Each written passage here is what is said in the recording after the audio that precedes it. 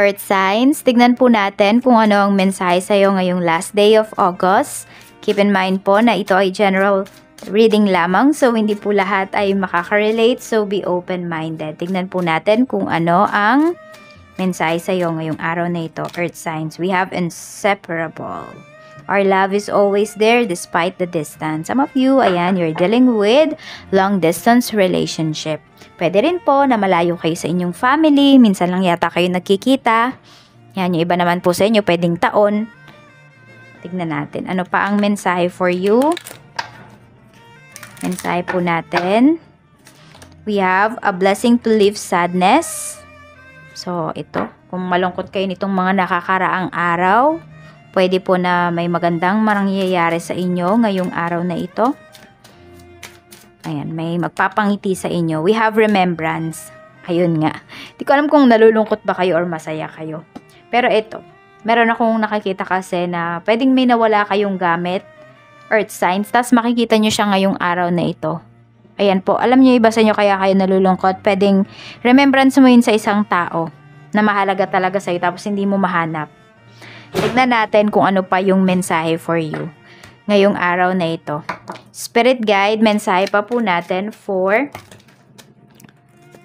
earth signs, Taurus, Virgo, Capricorn. Tignan natin. Ano pa po ang mensahe natin? We have Four of Swords. Yung iba nga sa inyo, parang gustong-gusto nyo nang mag-vacation dito. Ayan, uwing-uwi na ba? Ganyan. Pwedeng nami-miss nyo na talaga yung mga mahal ninyo sa buhay. We have Nine of Cups. Oo, may magpapangiti talaga sa inyo ngayong araw na ito. We have strength. Meron din kayong nilalabanan talaga dito. Siguro yung yung homesick, ganyan. Earth signs.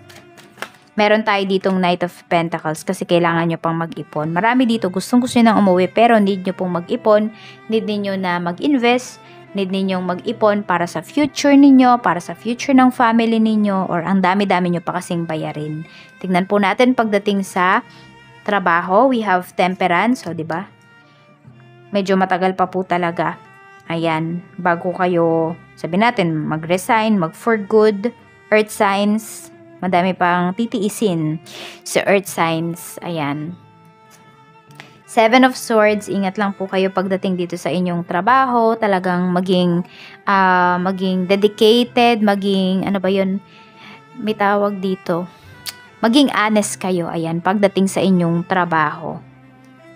Pwede rin po na may ma-promote dito, kaya nga a blessing to leave sadness. May good news kayo na paparating sa inyong family. We have naman Ace of Wands, King of Wands, pagdating po ito sa iyong business. Meron tayong the High Priestess. So, pwedeng meron kayong kadil. Mukhang nakadil nyo na to before. Earth signs. Ayan. So, alam mo yung parang dito pa lang sa kliyente mo na to, makakapagpahinga ka na. Ganyan yung parang alam mo yun, parang lahat ng kinita ninyo nitong hanggang August 30, ganyan, walang masabi yung kinita ninyo noon compare sa ngayong araw na to. Sobrang laki po, pwede talaga. Ayan, so gamitan nyo na to ng powers ninyo, ng magic ninyo, earth signs, kasi sulit na sulit po yung araw na ito para sa business ninyo. Tignan natin, ano pa po ang mensahe. Pagdating naman sa money, we have Page of Pentacles. So, ayan po, Page of Pentacles. Di ko alam kung may mga pinag-aaral kayo or kayo to. Earth signs, meron kayong pinag-aaralan regarding your finances, regarding your money.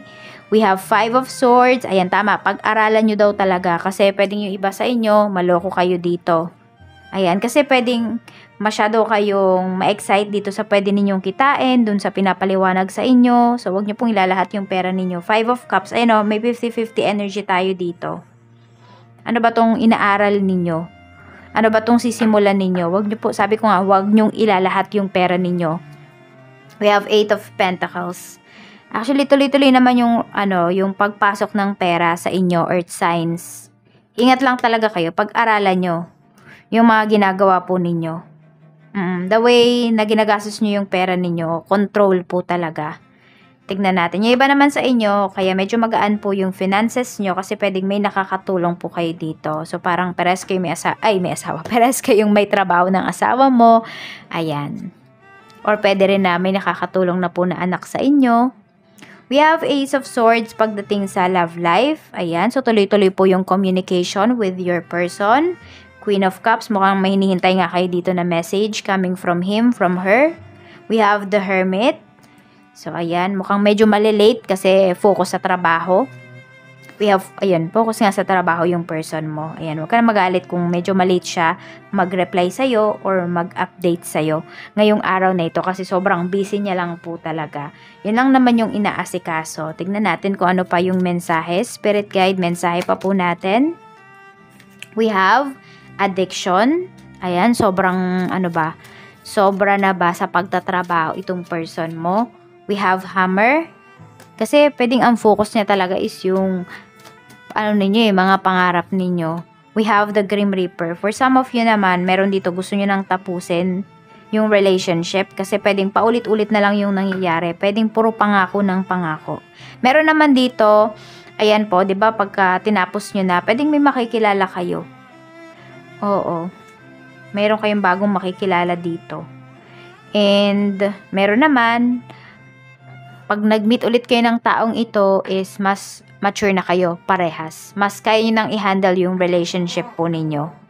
So, ayan lang po at punta na po tayo sa ating free reading. So, para po sa mga gustong sumali sa ating free reading, basahin nyo lang pong maigi at intindihin po yung instructions, yung rules para po tama yung i-comment ninyo para hindi sayang yung pagko-comment ninyo. Kasi yung mga pinipili ko lang talaga po ay yung mga sumusunod sa ating rules. Ayan. So, punta na po tayo sa ating free reading. Para naman po ito for Marcia E. Año Nuevo. September 21, 1985. Babalik pa ba si SP mo? Tignan natin kung babalik pa ba siya. Babalik pa ba ang person mo, Marcia? We have 9 of Swords. We have Death card. Nakikita ko kasi dito, more on, ikaw na lang yung nag-iisip sa kanya eh. Parang tignan mo, naka-move forward na siya. Meron kasi tayo ditong Death card. Ayan. So, ina-advise sa'yo ni universe na mag-move forward na. Pero nasa sa'yo pa rin yun. Wala kasi ako nakikitang pagbalik dito. Pwedeng may babalik dito, yung tipong hindi ka na ready. Diba? Pwedeng naka-move on ka na kung bumalik man yung tao na yan. Kasi wala nang loving energy dito. Yes po, hindi ko na nakikita na babalik yung SP mo. So, ayan po. Punta na po tayo sa question number 2. This is for Elsa Alasad, May 15, 1980. May boyfriend po akong Pakistan man. Serious po ba siya sa akin? Maraming salamat po and God bless you po. Tignan natin kung seryoso ba sa'yo yung boyfriend mo na Pakistani, Elsa. Tignan natin. We have 5 of Swords. Bumaliktad yung 5 of Swords, ha? We have King of Rods. Mukhang wala naman siyang nililihim sa'yo. Okay. Mukhang meron. May asawa na ba yan? Ayan, kasi akala ko, Kasi dahil bumaliktad to. Siguro as much as possible, gusto niyang maging totoo sa'yo. Ayan. Pero kasi, meron tayong 3 of Swords. So, pwedeng nahahati siya dito. Pwedeng may third party sa relationship ninyo. Or pwedeng third party ka dito sa relationship na to kung may asawa na siya. We have Ace of Swords. Madami ka pang matutuklasan sa kanya. Oo. Pero ayan na, kung nagiging honest naman siya sa'yo, pwedeng mag-grow yung relationship ninyo. Ayan. We have the World. O, diba? Dahil ibang lahi siya. Ayan. 8 of Swords. Nasa sa'yo yan kung, ayan, parang tatanggapin mo ba kung ano yung mga malalaman mo sa kanya. At sa mga gusto naman pong sumali sa ating free reading, sundin nyo lang po yung ating rules. Makikita nyo po yan sa comment section. Para kasi dami kong nakikita na mga nagko-comment. Pero sayang lang po yung comments ninyo kasi di naman po kayo sumusunod sa rules. Kaya sunod po kayo. Para di sayang yung comments nyo.